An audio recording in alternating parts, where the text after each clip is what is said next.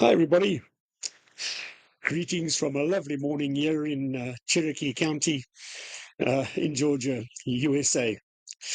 One of the things I really didn't give enough thought to when I started this series was its title. I called it Rhodesian War Stories.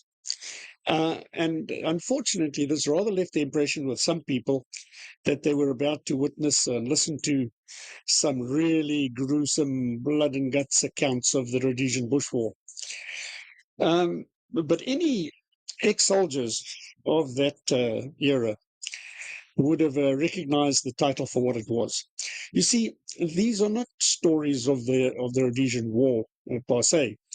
These are stories that soldiers told each other by way of entertainment, if I may put it that way.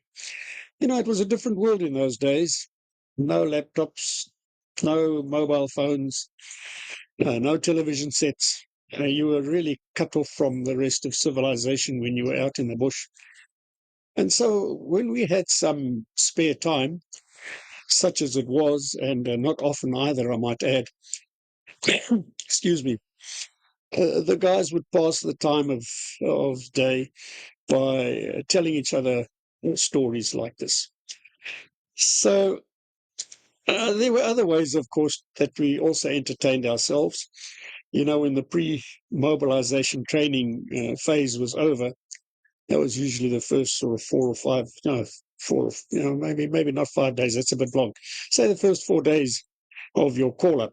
You would be going through all the basics just to bring you up to speed before you were sent out into the bush. And following that, there'd usually be a little bit of a party, and the guys would relax and prepare themselves for what lay ahead. And there would be singing. And the sort of songs that they would sing would be I come a zumba, zumba, zumba, I come a zumba, zumba, zay. I come a zumba, zumba, zumba, I come a zumba, zumba, zay. See him there, the Zulu warriors. See him there, the Zulu chief, chief, chief. I can't do that justice. We need Major Webb here. Nobody could lead the singing of that song the way he did. Ah, yeah, you were so good. If only, sir, you had a loincloth around your waist and a spear in your hands, why, you would have been magnificent. And and other ways of entertaining ourselves too. I can remember one night particularly, I think there were 3 or 4 call signs, probably the whole platoon, that night in the base camp. And fresh rations had just arrived, which means there was fresh meat and fresh vegetables and so on. And we can't keep it for too long, so we usually made a big meal of it all at once. And so our African troops had made some sadza for us, which is a rather stiff mealie meal porridge, made from maize meal. And you ate this with your fingers, and oh, let me tell you, combined with that roasted meat, it was a meal fit for a king. And, so that out of the way, we sat around the dying remains of the fire at night there, and there was some conversation. And then when the talking stopped for a moment, there was a pause. And then a voice in the dark started a monologue. There's a one-eyed yellow idol to the north of Kathmandu, and a hush descended upon us. There's a little marble cross below the town. And so, in silence, we sat there, enchanted, really, by this recount of the events of the life of a soldier at that garrison in Kathmandu by the name of Mad Karoo. And on the voice went. And we sat there, spellbound, as it were. Here and there, a cigarette tip glowed a bit brighter in the dark. Someone took a pull on their fag. And here and there, a beer bottle was raised silently to the soldier's lips as he took a sip. But we all sat there waiting for the end of the story. And the closing lines came along presently. There's a broken-hearted lover tends the grave of mad Carew. And then the last few words, dropping like stones down into a deep well, and the yellow god forever gazes down. Well, there was another pause at the end of that recital, and then everybody broke out in applause. Oh, we thoroughly enjoyed that. And that sticks in my mind, that particular night. And I wonder, are we not so much the poorer for the fact that in this day and age we don't entertain ourselves anymore? We've got other means of doing that. Well, that was all good and well, but the staple diet, if I might say that, is in the context of entertainment, was the war story. Oh, yeah.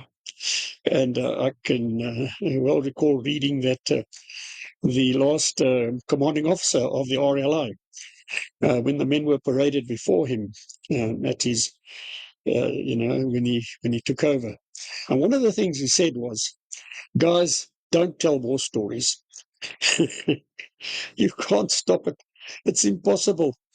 To this day, they are told, you get a group of Rhodesian soldiers together. It's not long. If there's nothing else to distract them, it's not long before the war stories start.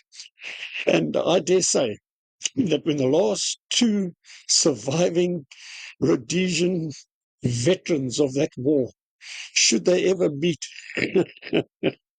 at that final meeting, you can be sure there'll be an exchange of war stories.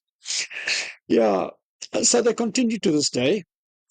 And what was the last war story I heard? Well, it didn't concern me, but it comes from that illustrious regiment, the Selous Scouts. Now, as you all know, they were a clandestine unit. They operated very often outside the borders of the country. And there was a particular call sign, a very small team that operated in Mozambique. And one of the things that they were tasked to do was to disrupt the rail service there. There was a fairly busy railway line, and what they would do is they would sabotage this from time to time. This, of course, had the effect of, excuse me, of tying up some of the Frelimo troops who were, allocated to guard duties on the train. Now, Frelimo, let me explain, used to be the terrorist group in Mozambique. And then the Portuguese pulled out and left the country to Frelimo, who then took over and became the government. And, they ran the show. So they would have soldiers on the trains to try and, guard them. But you can't do much if you're sitting on a train and it's rattling along the railway line. And these scouts would place explosives and then, disappear. And train would come along and go over this this obstacle, find that the railway line blows up as they go over it. Often than not, the locomotive is derailed, and the whole train comes to a screeching halt. And then Frelimo's modus operandi in that event, their first reaction would be to fire off into the bush, blaze away, a couple of thousand rands on either side of the train and wherever they could see some open ground around them. And the idea was that anybody there, saboteurs, would put their heads down while they debust and, search the area.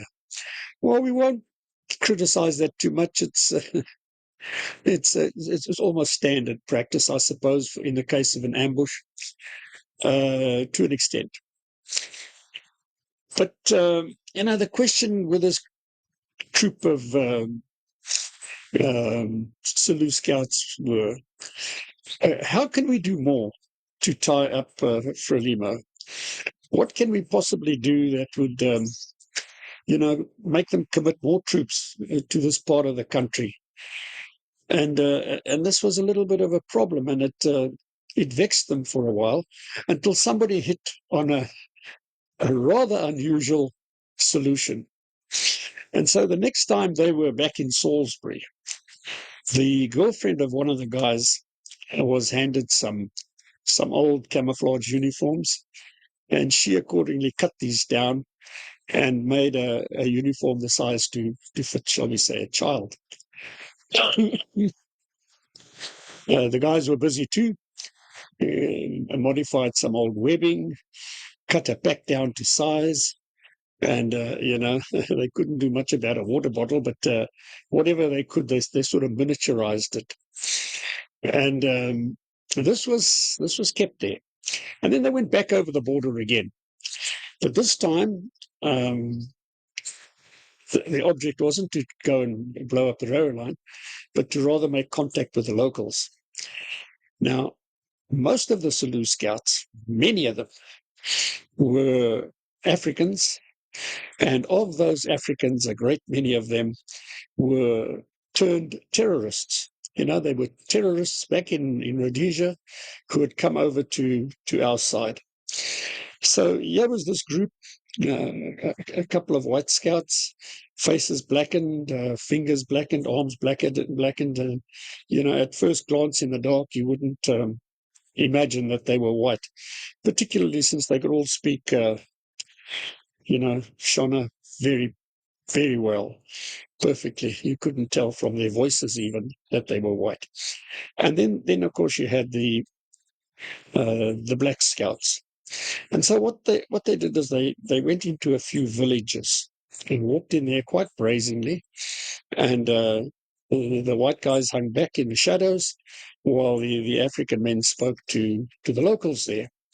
And they came out with some sort of story that, well, we are returning freedom fighters from Zimbabwe, and we're on our way back to our base camp, but we're a little bit off course, and we're sort of wondering, are there any newer freedom fighting camps around here? Maybe we could go and report there, and from there move on to our own base. And they would be told, no, there's nothing here. It's just as it has been for a long time. You'll have to go up further north before you would find any camps there. And so this was the kind of conversation that was taking place there. And then they would say, have you heard of police dogs? Yeah. Most would say we have, and a few would say, well, we don't, we're not too sure. We don't know much about them. And they'd say, well, these are dogs that the police train, and these animals are very clever. They will run down a criminal and tackle him and bring him to the ground and wait there until their handler comes. And they can also be used for all sorts of things. They got very, very good noses, and they can track. They can follow, a criminal for many miles. Sometimes when the spoor isn't even visible to a human being, and other things that they can do. They can sniff out things like explosives and things like drugs, and so everybody thought, yeah, this is quite remarkable that animals can be taught to do that. And then then they dropped the bombshell. But do you know what these Rhodesians have done now? They've taken that whole concept of training animals one step further. And what they've done is they've now got some bobos, baboons, that they've captured. And they have trained these things in the art of sabotage. Ah, no, yeah, it's the truth. These baboons are so clever, they know how to place explosives, for example, under a railway line or a bridge. Really? Yeah. Ah, that is quite remarkable. Anyway, guys, you keep well, and we'll speak to you again. And so they went from village to village, spreading the story that the Rhodesians had trained Bobos to commit acts of sabotage. Then they went back to Salisbury again, just left that to stew a little bit, and hopefully let it get back to Frelimo as well. And they recovered the little uniform that they had and back over the border later. Yeah, well, you can imagine what happened. Some solitary Bobo who wasn't keeping as good a lookout as he should paid the price for his negligence. Pow! They shot him, and there he was, dead. Well, I dare say no Bobo had a more illustrious death than that one did. So, yeah, they went and laid the explosives under the railway line. A really good charge this time, and took the little comrade, long deceased, dressed him up in his little uniform with his pack, put some explosives in the back of the pack, some rations for him, and then took him, about 100 meters or so up the railway line and spread him out there between the rails. And there he lay. So the Selous scouts melted off into the bush, and it wasn't long before they heard the sound of the train coming in the distance. And the next thing, there was this almighty explosion as it went over the charges that they had laid. And of course, that was followed immediately by the rattle of almost incessant gunfire.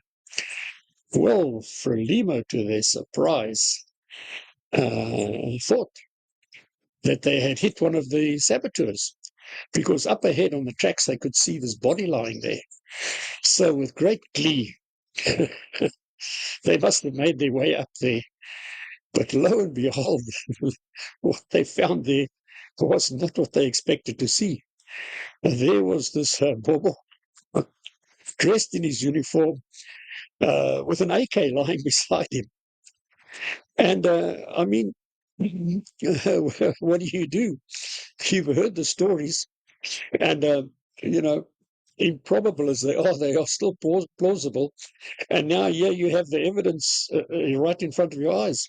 I think it was Arthur Conan Doyle, wasn't it, creator of Sherlock Holmes, who said, when you have eliminated all other possibilities, what you are left with has to be the truth. And here it was in front of them. So after a few moments of pondering, it suddenly dawned on them, hey, we're wasting time. This guy's colleagues, his comrades, are hightailing it into the bush and discarding their kit. And before we know what's happened, they're going to be joining a local troop of baboons here, and we'll never be able to find out who's who. So immediately a message was sent down the line, while others were marshaled into a hunting party and set off to try and locate the nearest baboon troop. Well, the scouts were by this time a fair way up the railway line and resting there and smiling to themselves as they heard the sound of of hunting parties all over the bush. Yeah, and then there firing would break out, and then the reinforcements came, and you know, Mr. Bobo is not that easy to kill. And if he realizes that there's a gang of hunters on his trail, he and his buddies, they just disappear into the bush. So it wasn't as easy as said than done to go and cull Bobos. But they had a good try at it, and one might kind of imagine to what degree of success they had. So yeah, the scouts smiling at each other, making their way back to Rhodesia, over the border, and off to Salisbury for a bit of a celebration, knowing full well that they had tied Frelimo up considerably with this ruse of theirs. Well, I suppose the penny dropped after a while, because the reports came that Frelimo was no longer hunting baboons, but they had made a kind of a token uh, attempt at eliminating the possible threat by telling the locals that if they brought a baboon's tail in, after killing a baboon, cut its tail off, report to the authorities, and we'll give you a small financial reward for that. So that was the story of the Bobo on the tracks. Yeah, those were interesting days, eh? And as I said, we were men who enjoyed each other's company as far as storytelling goes, and we still do. So, folks, I'm not going to ramble on much further. Um, just to say that I'm very well, and thank you all again for your good wishes.